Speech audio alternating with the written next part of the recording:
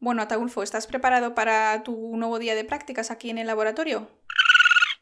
Sí, eso es. Coge tu bata y tu cuaderno de laboratorio. A ver, lo primero que tienes que hacer es traerme aquellos viales de allí y una pipeta. ¿Qué ha sido eso?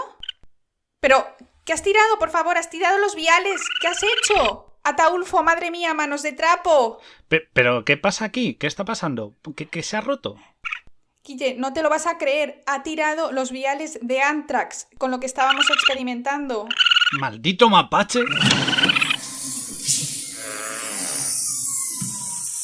Riesgo biológico detectado. Activado protocolo de contención. Por favor, mantengan la calma. Bueno, queridos polizones, como vamos a estar un poquito de tiempo esperando a que se levante la cuarentena, creo que sería un buen momento para empezar nuestro programa, ¿verdad, Laura? Pues sí, yo creo que hoy está claro, vamos a dedicarlo a las armas biológicas, ¿no? Sí, creo que es muy adecuado a nuestra situación. Sí, a ver si podemos salir de aquí con buena salud. Bueno, queridos polizones, pues allá vamos. Esperamos que os guste, como siempre, este nuevo programa del Camarote de Darwin. Y ya sabéis, seguirnos en nuestras redes sociales, darnos a like y si os gusta, compartir con vuestros amigos. Pues comenzamos con el programa. Bueno, pues vamos a empezar con la definición de arma biológica, aunque también se pueden llamar bioarmas o armas bacteriológicas. Pero hay que tener en cuenta que es cualquier patógeno, ya sea bacteria, virus o incluso un microorganismo como ciertos hongos, que se utiliza como arma de guerra. Es decir, aunque se llamen también armas bacteriológicas, pueden estar formadas por virus u hongos, ¿vale? Además de bacterias. Claro, pero eso no hay que confundirlo con los productos tóxicos o derivados de actividad biológica, ¿vale? Porque eso es lo que se considera un arma química, porque no son seres vivos, aunque sean, por ejemplo, toxinas que vienen de seres vivos. Exacto. Y os recomiendo que si os interesa el tema también de las armas químicas, recordad que tenemos un programa anterior dedicado a ese tema que podéis visitar y escuchar. Sí, es un programa muy interesante. Es justo el programa anterior.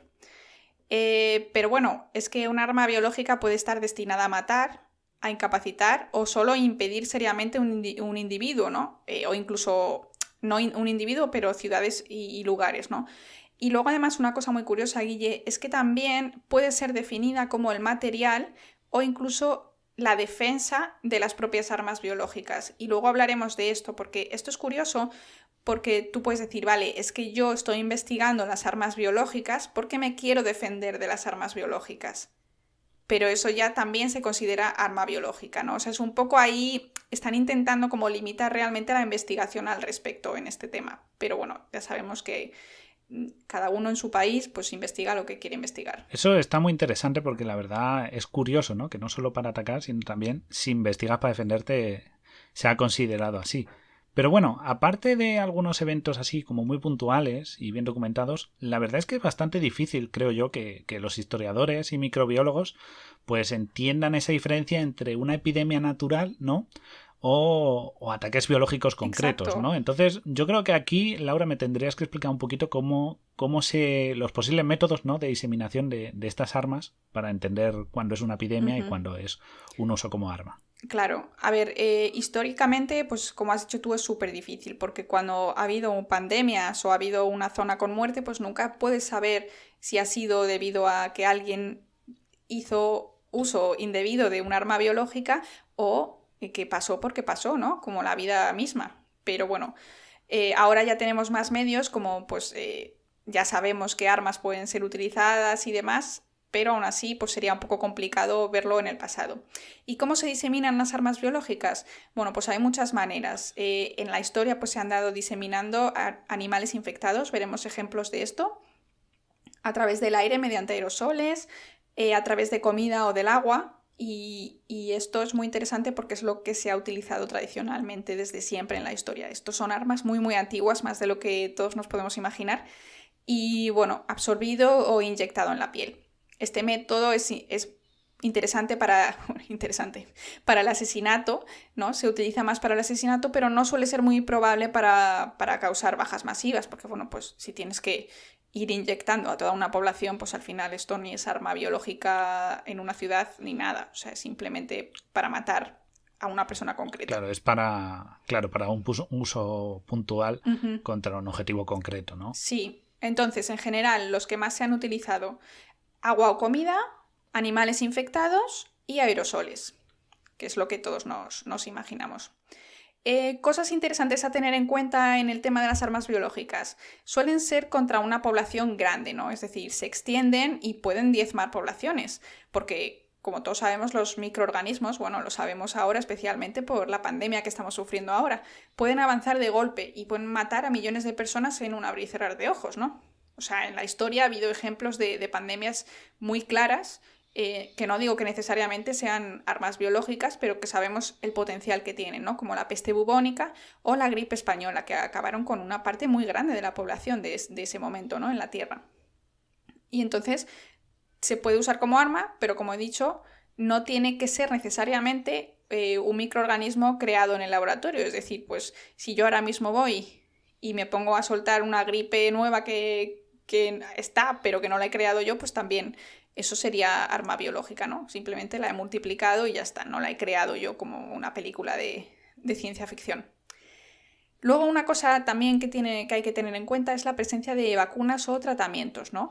Y esto determina al final la gravedad de un arma biológica, porque algo que es totalmente novedoso, es decir, algo a lo que los humanos no hemos estado jamás expuestos y que además es muy mortal, no es lo mismo que una enfermedad con vacuna y que además se pueda tratar con antibióticos accesibles y que no tenga ningún tipo de resistencia, ¿no? Entonces, bueno, pues hay que pensar que hay cosas que no son tan graves como otras. Claro, y aparte hay que pensar que no solo el objetivo puede ser acabar con gente, ¿no? Matar, que es lo más obvio, ¿no? Porque esto es una enfermedad, mata y es el objetivo. Tú puedes conseguir cosas como lo que hemos visto en la reciente pandemia, ¿no? En el sentido Uh-huh. de colapsar un sistema sanitario, afectar a una población que no se puede desplazar o reducir la actividad de bases de suministro como pueden ser alimentos Sí. o elementos de prima necesidad como medicamentos, ¿no? Entonces, Sí, ya solo... todo eso... Sí. Claro, desequilibra a la sociedad, un gobierno, un país, y eso puede ser igual de beneficioso que matar a 10 millones de personas. Eso es, o sea, en realidad económicamente es un golpe importante. Entonces, bueno. Y luego una cosa también muy interesante, y es que los microorganismos, como todos sabemos, mutan y tienen una velocidad determinada, ¿no? Cada uno, de cambiar, ¿no? Y esto es interesante porque se ha visto con el COVID que cuanto más infecta, es decir, cuanto más extendido está, más muta. Y esto indica que pueden surgir nuevas cepas, que a lo mejor estas nuevas cepas no se pueden controlar. Entonces imaginemos que yo soy un país, la Európolis, y lanzo un agente biológico, que yo tengo vacuna. Entonces digo, bueno, mi población está protegida porque tengo una vacuna y lo que voy a hacer es bombardear pues el país de Guille, porque me cae muy mal y quiero matarlo, pero es mi vecino. Y entonces creo una pandemia, por lo que sea, es un agente súper virulento y puede volverse contra mí. Y yo digo, pero yo tengo vacuna. Pero si resulta que ha mutado tanto porque se ha extendido muchísimo, puede ser que mi vacuna pues no funcione. Entonces la cagas a lo grande, ¿no? Entonces también es importante tener agentes que no sean súper contagiosos porque puedes perder el control de lo que infectas y lo que matas, ¿no? Claro, hay que tener ese cuidado porque, como tú bien dices, esto es como lanzar algo al viento. Puede cambiar el viento y volverse contra ti. Entonces, lo que puede afectarte, crees que no te afecta, puede volver contra ti en un mundo tan internacional, ¿no? Tan distribuido y en el que todo el mundo puede ponerse en la otra punta del mundo fácilmente. La manera de distribuir cualquier patógeno es muy fácil, aunque esté en China, en Estados Unidos o en Sudáfrica, en un avión y lo tienes en tu país o ha atravesado tus fronteras y ya tienes el problema en casa y no tienes solución. Sí, entonces bueno, tampoco creo que sea ninguna de las primeras opciones que tengan los países con interés bélico, pero bueno, está ahí la investigación y y se sabe que hay ciertas armas que serían bastante fastidiadas. Pero bueno. Y entonces, si tú me dices que... Antes nos has mencionado, ¿no? Nos has dicho que viene de muy antiguo esto de usar armas biológicas, que no es algo tan de laboratorio como pensamos todos, algo tipo segunda mitad del siglo XX. Entonces, yo creo que nos sitúes un poco, viajemos en el tiempo, en el DeLorean, y nos lleves a un poco de dónde viene esto de las armas biológicas, o cuáles fueron las primeras, ¿no? El protoarma biológica. Pues sí, Guille, es que además nuestros antepasados ya sabían que la mejor forma de debilitar a una ciudad, al adversario, era provocando enfermedades naturales, ¿no? Entre comillas. Se sabe que los romanos envenenaban las fuentes de agua potable que abastecían las ciudades. Y entonces, pues con cuerpos de enfermos, suponemos que de cólera, peste o lepra, para, de manera a propósito, provocar las enfermedades en la población civil adversaria, o sea, los civiles. Este es el gran problema, ¿no? Que se puede dirigir, pues igual que dijimos con las armas químicas, a cualquiera. Pero bueno, no se tiene constancia real histórica del uso deliberado de armas biológicas hasta finales del siglo XVIII. Se sabe que los colonos europeos introdujeron de forma voluntaria o involuntaria, o sea, no sabemos, suponemos que involuntaria, ¿no?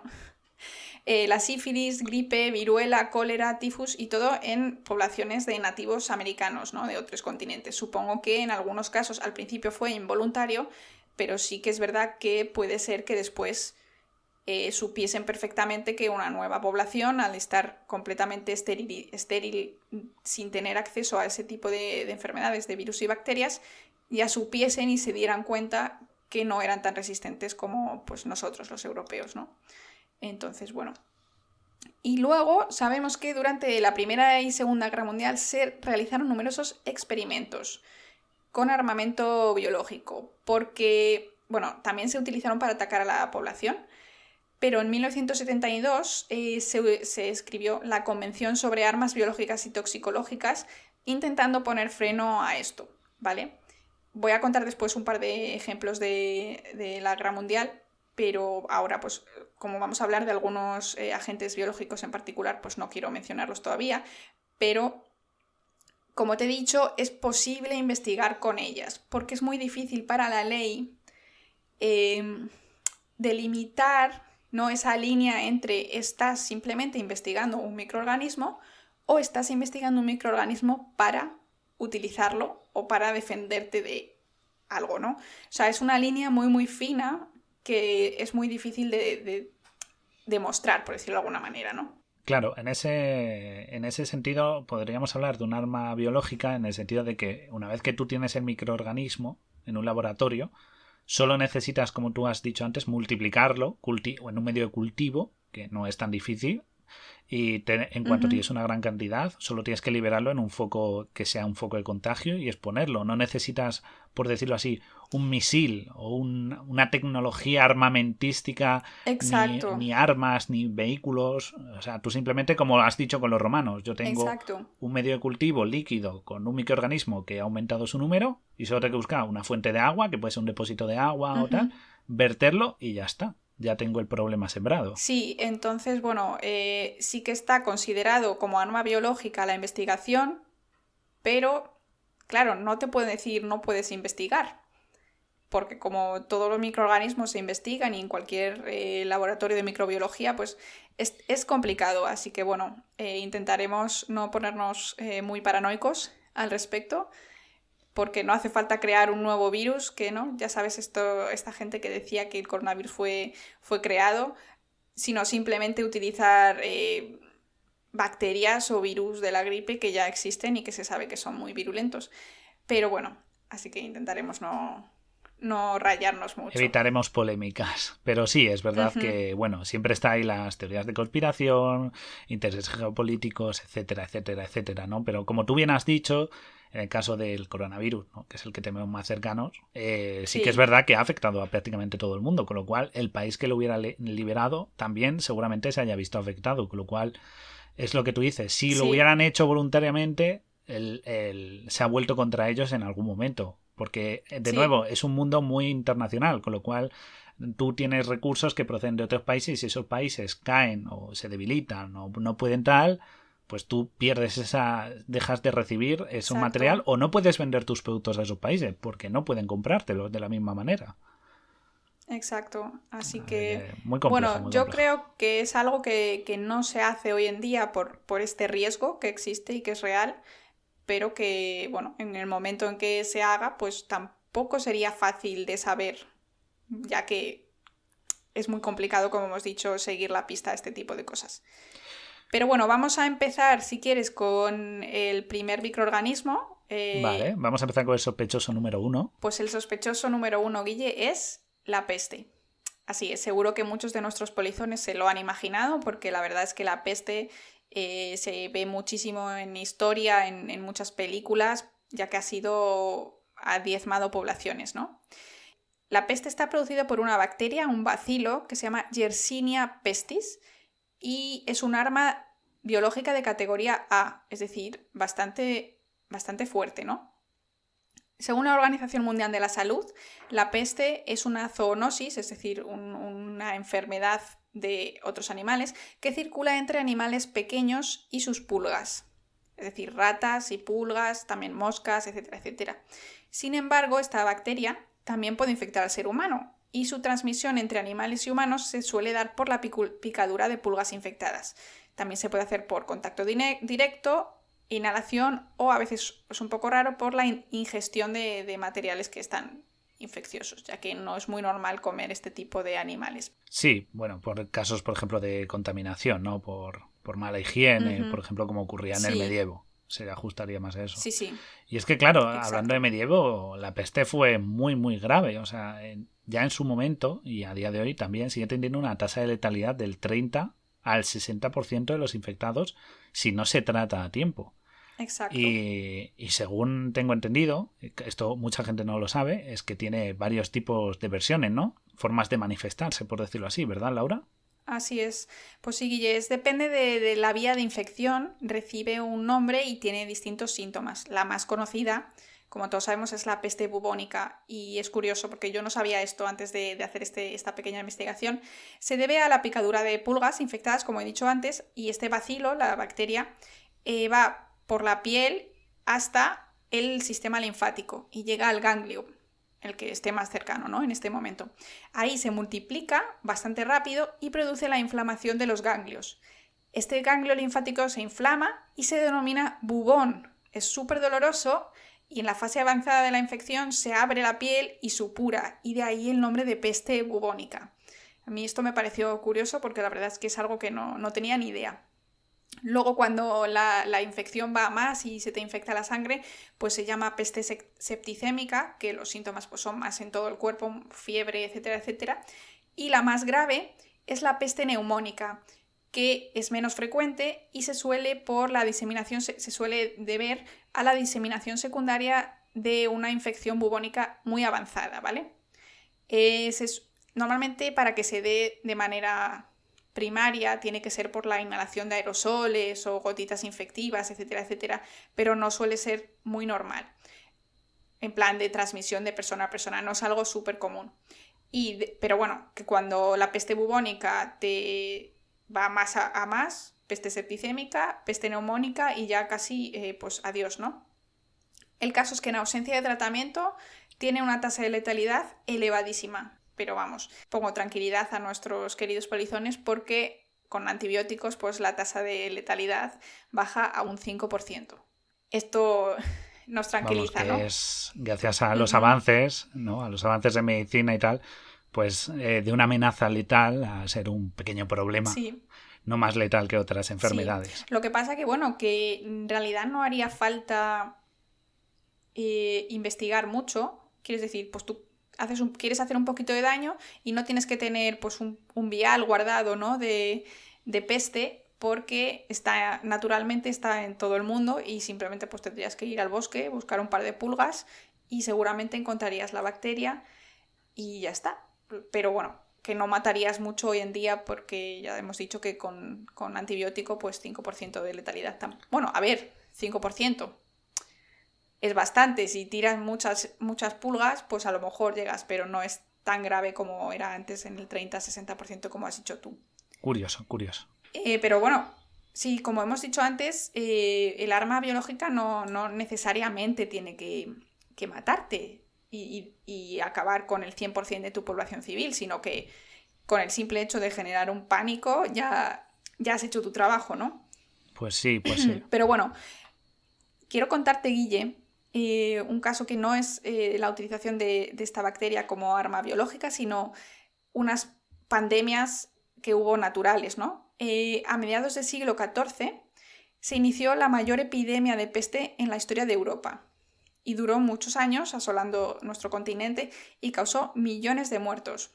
Y desde entonces pues seguía apareciendo una y otra vez básicamente hasta principios del XVIII. Y es curioso porque a lo mejor algunos de nuestros polizones lo saben, pero cuando se pueda volver a viajar, a lo mejor es algo interesante.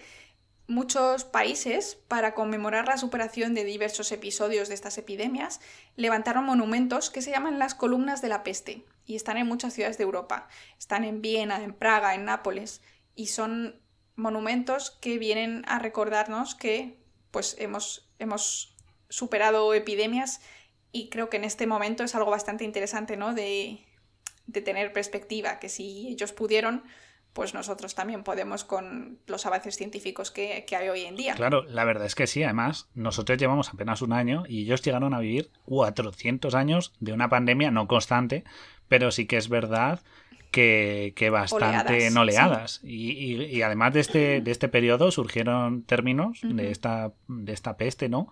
Surgieron términos como la cuarentena, porque viene del italiano, porque eran 40 días de gente que no podía bajar de los barcos, o incluso algo tan curioso como los jinetes del apocalipsis, que no son 4, que el cuarto, que es la peste, ¿no? Que lo tenemos ahí, en verdad viene por este suceso que fue tan grave que la gente llegó a creer que era un mal divino del fin del mundo. No, y no me extraña, imagínate 400 años con el corona. Demasiado, no tendría tanta paciencia. Pero bueno, cuéntanos algunos ejemplos en los que sí que se haya utilizado a este patógeno como arma directa. Bueno, pues como siempre las víctimas de la peste, como te he dicho antes, pues se utilizaban, ¿no? Tanto muertos como vivos se han utilizado históricamente para asolar ciudades. Y un ejemplo muy claro es la ciudad de Cafa, hoy se llama Teodosia en Rusia, y esta ciudad está históricamente vinculada a la peste negra porque parece ser que allí se empleó por primera vez esta enfermedad como arma. Usaban catapultas y bueno, hubo un asedio que sufrió esta ciudad por parte de los mongoles en 1346 y usaban los muertos en las catapultas, como te he dicho, y la verdad, bueno, un poco mal. Pero se sabe hoy que los muertos no contagian.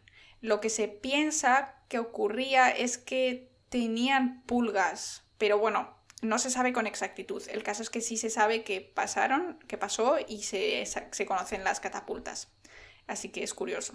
Sí, sí. Y luego otro ejemplo más reciente y bastante interesante, la verdad, es que en la guerra chino-japonesa o en la guerra sino-japonesa, depende de dónde busques, en los 40, parte de la Segunda Guerra Mundial, el ejército japonés, el ejército imperial japonés, utiliza la peste como arma biológica en China. Y se sabe a ciencia cierta que esto ocurrió y que soltaban sacos y sacos y sacos de moscas y pulgas en ciudades de China y además que usaban y otras armas biológicas para hacer experimentos con seres humanos antes de utilizarlas en el campo. Así que bueno, parece ser que los japoneses utilizaron de manera bastante asidua la peste y otras enfermedades biológicas. No suena muy bien, pero bueno. Sí, yo creo que la historia esa oscura de científicos, sobre todo en la Segunda Guerra Mundial,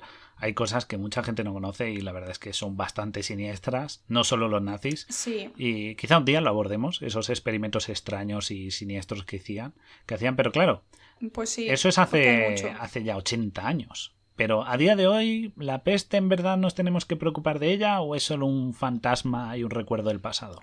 Bueno, hay expertos que piensan que además podría utilizarse como aerosol, ¿no? Lo que te he contado de la peste neumónica, que podrían...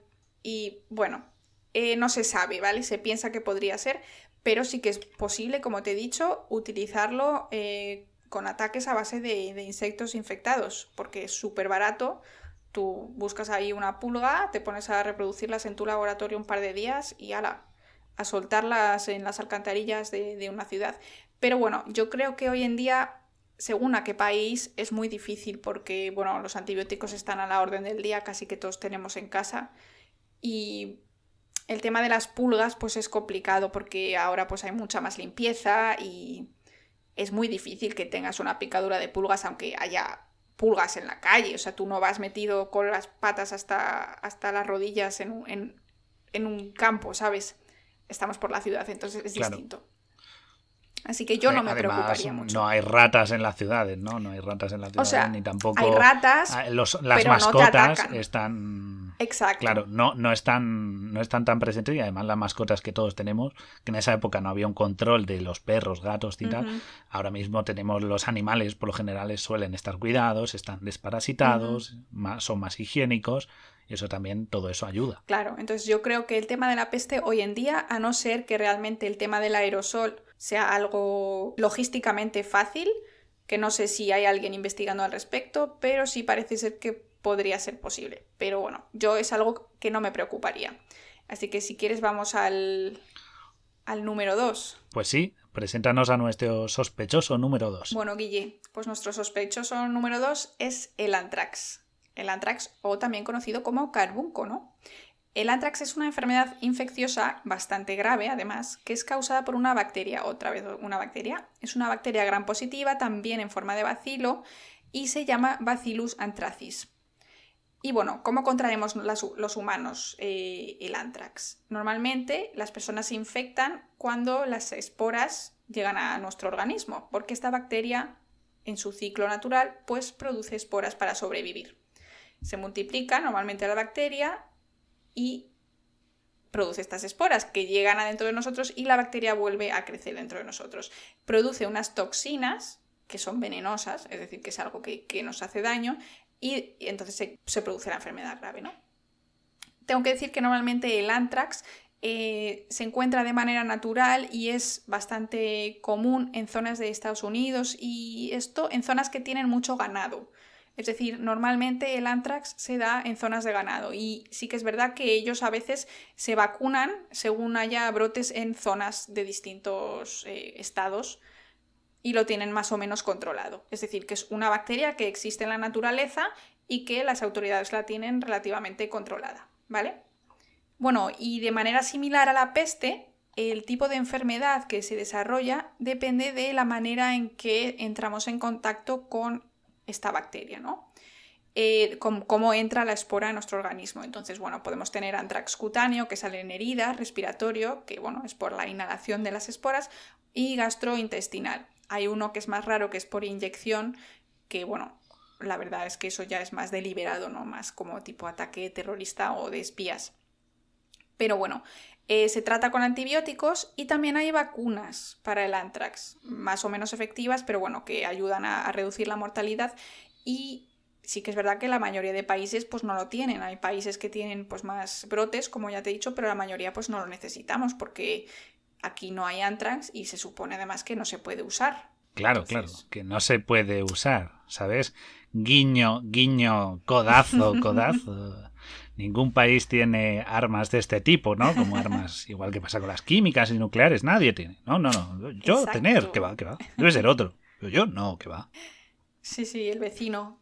Y es que además, Guille, las esporas se encuentran, como te he dicho, súper fácil en la naturaleza. Y además luego pues puedes multiplicarlas en un laboratorio y pueden, es que perduran en el ambiente porque es justo esa la función de una espora.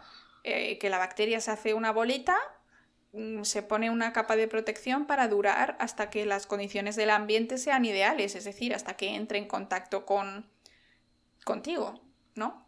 Así que bueno, el anthrax es un buen arma biológica porque se puede liberar súper silenciosamente, que nadie se entera, es decir, estas esporas microscópicas se colocan en cualquier polvo, en un aerosol, en alimentos, incluso en el agua, es decir, tú puedes echar esporas al agua y pues chao, para siempre, ¿no? Claro. Así que... O sea, que es un problema bastante, igual que llevamos viendo hasta ahora, ¿no? Bastante fácil de introducirlo en el sistema, ¿no? Entre la población Y como tú dices, esta forma de Sí, espora y le también... ofrece una resistencia adicional, ¿no? Para que aguante Ujú. y sea más seguro que llegue al objetivo. Y sabiendo esto, sería bueno que nos informaras un poquito de qué se sabe sobre su uso en el pasado, ¿no? En un pasado reciente, nos vas a contar un poquito. Pues sí, Guille, se ha utilizado en el pasado reciente, la verdad, y a mí me dio miedo cuando leí sobre el segundo ejemplo que os voy a contar, porque el primero es bastante obvio. Bueno, el uso del carbunco como arma biológica comenzó a explorarse durante la Segunda Guerra Mundial, pero pero se cree que no llegó a utilizarse. Pero bueno, tampoco se sabe.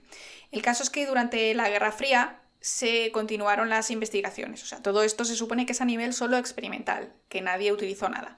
Investigaciones en Gran Bretaña, Estados Unidos y Unión Soviética. Pero es interesante porque la efectividad como agente letal quedó demostrada al producirse una fuga accidental de esporas en una instalación militar en las cercanías de una ciudad soviética que se llama Sverdlovsk en 1979. Espero haberlo dicho más o menos ok. Y es curioso porque esta epidemia, las autoridades dijeron que había sido por el consumo de carne contaminada, etcétera, etcétera, pero se piensa que realmente fue una fuga de este laboratorio militar y causó más de 96 víctimas mortales. Y he leído por ahí que piensa que hubieran sido muchísimas más si el viento ese día hubiera soplado en la dirección hacia la ciudad y no en contra. Lo que es algo bastante curioso. Así que bueno, esto como algo un poco más lejano y como algo más reciente, en 2001, bueno, reciente, ya han pasado 20 años, pero estábamos vivos entonces bueno, en 2001 hubo un ataque terrorista en Estados Unidos en el cual se usaron esporas de anthrax en cartas de correo, cartas normales y corrientes. Entonces hubo 17 muertos. Hubo 17 casos de carbunco, de anthrax, y 5 muertos en este ataque terrorista. Esto sí que me asustó bastante. Vaya, pues esto suena más terrorífico de lo que esperaba. Esperemos que ninguno de nuestros oyentes nos mande una carta con esporas de anthrax para expresar su dislike. Esperemos que os guste a todos el contenido que realizamos. Y si queréis, nos lo pongáis en Sí, comentarios, pero no nos mandéis anthrax, ¿de acuerdo? Críticas constructivas, bienvenidas, pero anthrax no, gracias. Exacto, críticas constructivas y no homicidas. Pero esto me has dejado muy preocupado porque has dicho que se nos había caído un bote aquí, que tenemos aquí el vial abierto, roto, que ha roto Taulfo, ¿verdad, Taulfo? ¿Es Antrax eso de verdad? Bueno, resulta que al parecer los tubos eran similares, pero solo era el tubo de control, así que creo que estamos a salvo. Creo que no hay ninguna espora peligrosa en el ambiente del Beagle. Así que bueno. Me quedo mucho más tranquilo, aunque pienso raparle el rabo a ese mapache. Pero bueno, ya que estamos aquí grabando, ¿no, Laura? Ya que hemos llegado a este punto, creo que antes de irnos y antes de que nuestros polizones se queden tranquilos, vamos a entrar con el último sospechoso y quizá el más peligroso y más siniestro del grupo, ¿no? Así es, la viruela. La viruela. Así es, Guille, la viruela. La viruela es una enfermedad infecciosa grave, provocada en este caso por un virus, polizones. Ya hemos hablado de 2 bacterias y en este caso pues es un virus y es un agente muy potencial de bioterrorismo. A diferencia del anthrax, este sí puede propagarse de persona a persona y esto es muy importante porque no necesitas estar constantemente enviando el agente, sino que una vez empiezas, pues tienes que sentarte y esperar, ¿no? Es una enfermedad que ahora mismo no tiene ningún tipo de preocupación en el mundo natural porque se considera erradicada desde 1980. Y sí, así es, porque hubo una vacuna que se puso de manera, masiva a toda la población y se erradicó la viruela, ¿vale? Entonces se dejó de poner la vacuna porque se sabe que no hay reservorios naturales de este virus, no de fácil acceso, por decirlo de alguna manera, ¿no? Pero sí que es verdad que si alguien tuviera acceso al virus, porque sigue existiendo en dos laboratorios se sabe, en Rusia y en Estados Unidos. Pues podría ser un arma muy letal, porque es una enfermedad que se propaga súper rápidamente y muy fácilmente entre humanos. Es decir, enseguida estaríamos pues todos contagiados. Claro, y habría que preparar una vacuna contrarreloj, ¿no? Resucitar esa vacuna para volver a empezar a actuar. Pero claro, ya llegaría tarde porque ya habría víctimas. Y sí que es verdad que ahora que has dicho la viruela, me viene a la mente, y es algo que has mencionado en el principio, ¿no? De que ya se usó con nativos, y es que hay una leyenda, ¿no? Una leyenda que no está confirmada del todo porque no hay pruebas, claro, hace muchos años, de que en el siglo XVIII contra los nativos americanos se cuenta que los ingleses les dieron o tenían la propuesta de entregar mantas infectadas con viruela a los nativos para acabar con ellos. Que ya era una enfermedad muy infecciosa y claro, los nativos que tenían una vida muy próxima entre ellos, pues se iban a infectar rápido y acabar con ellos. Sí que es verdad que hubo casos de viruela, pero no se sabe exactamente si fue por culpa de esas mantas, porque sí que hay algunas cartas que proponen la idea, o de propios colonos que llegaran ya infectados y lo contagiaran pues al entrar en contacto simplemente con ellos, al cruzarse con ellos, comerciar o en propio combate. Entonces... Exacto, es que históricamente, como he dicho antes, es imposible saber cómo ocurrió. Si fue realmente a propósito o fue una cosa pues que ocurre, ¿no? En la naturaleza. Claro, pero tú has dicho que se erradicó, pero se dejó de poner la vacuna, con lo cual toda esa población nueva, ¿no? Todos los que nacieron después de que se diera la vacuna no tienen esa inmunidad. Efectivamente, Guille, es que la humanidad no solo ha perdido la inmunidad, sino que es que no tenemos ya la inmunidad de la vacuna, sino que es que no tenemos memoria genética o memoria inmune, ¿no? De haber estado expuestos a ello, ¿no? Entonces, ante un escape o ataque, por decirlo de alguna manera, el tiempo de reacción de la industria pues no sería suficiente.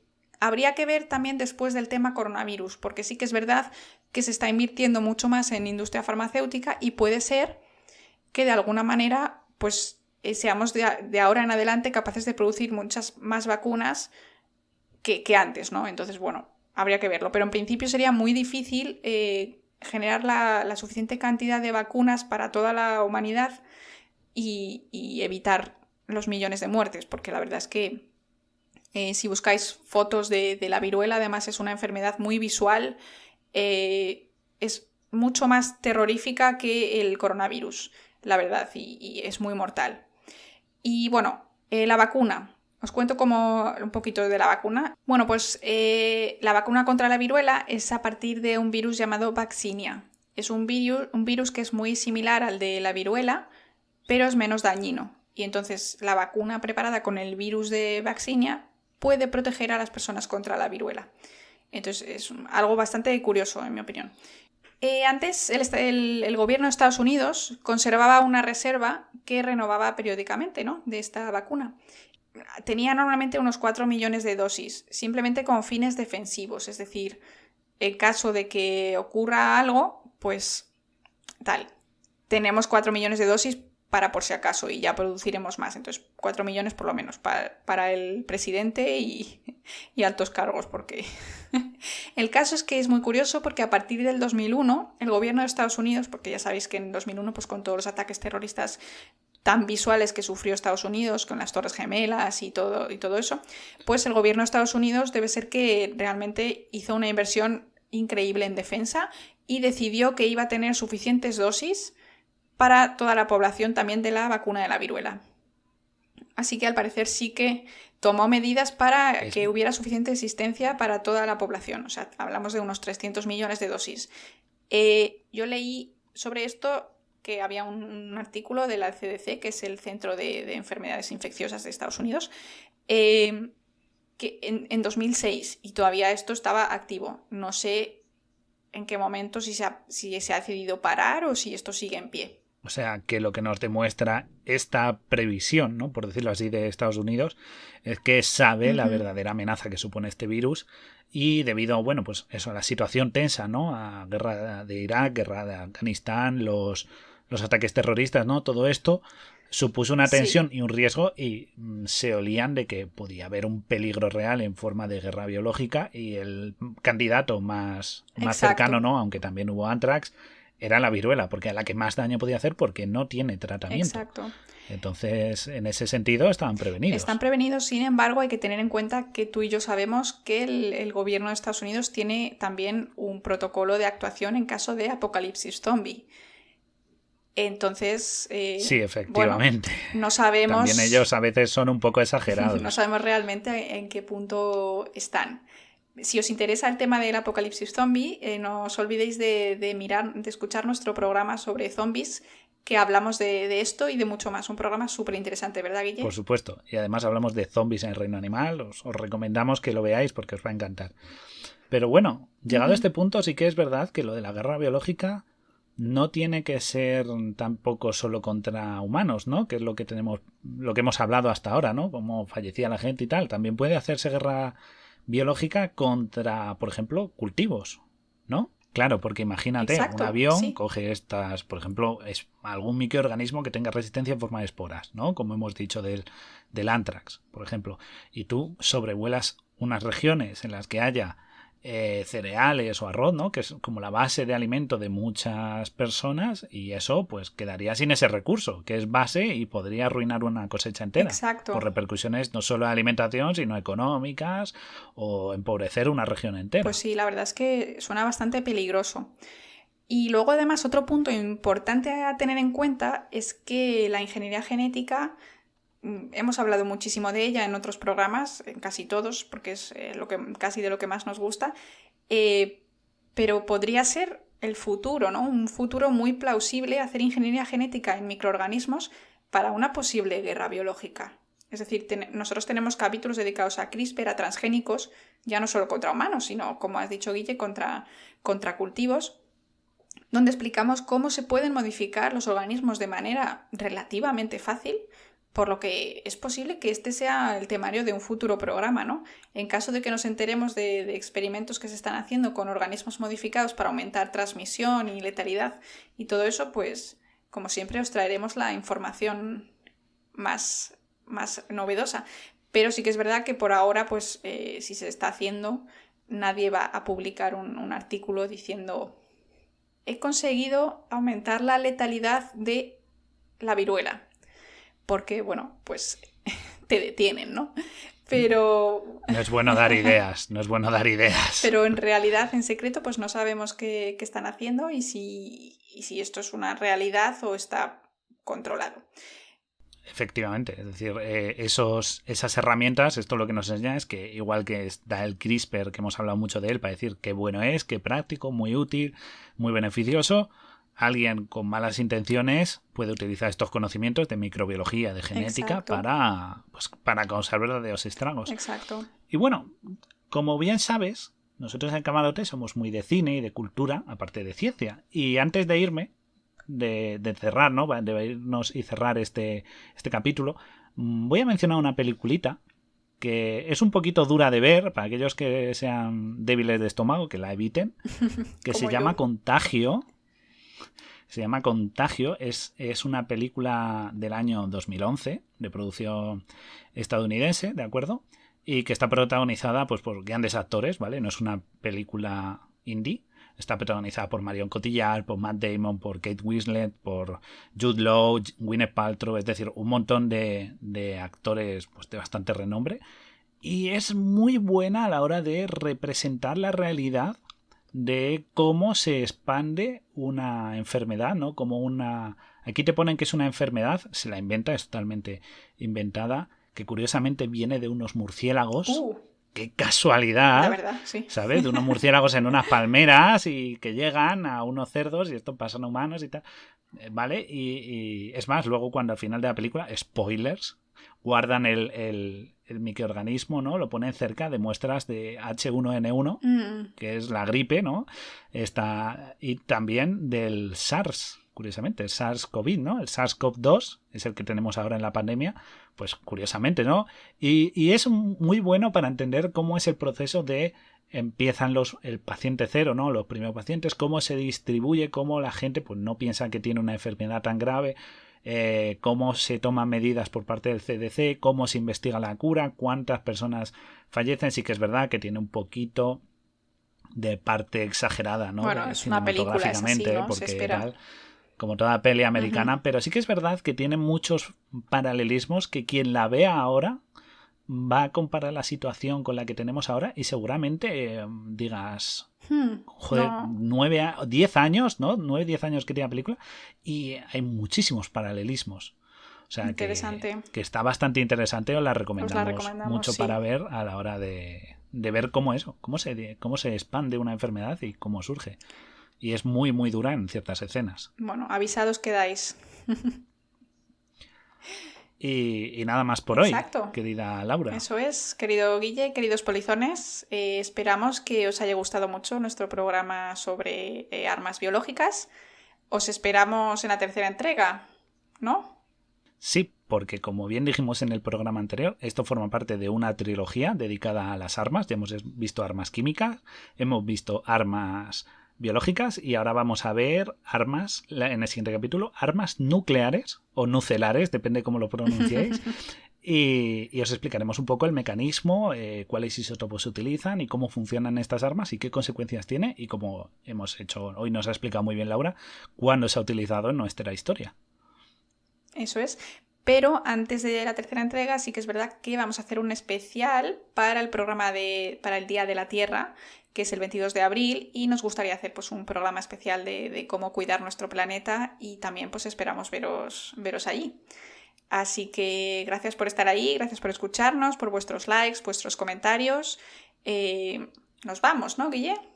Pues sí, vamos a poder salir del laboratorio ya que va a saltar la cuarentena. Estamos y a salvo. Muchas gracias a todos nuestros polizones, como siempre. Esperemos que el próximo programa dedicado al Día de la Tierra os guste, que además vamos a tener una invitada especial, que es secreto, ya os lo revelaremos. Secreto. Y, por supuesto, seguidnos en nuestras redes sociales, en Twitter, en Instagram, en TikTok, que Laura hace un contenido muy, muy interesante y vais a poder ver y aprender muchísimas cosas. Así es. Y recordad, amigos, ¿quiénes somos, Laura? Somos tu emisora clandestina a bordo del Beagle. Muchas gracias a todos y nos vemos en el próximo programa. ¡Hasta luego! ¡Adiós!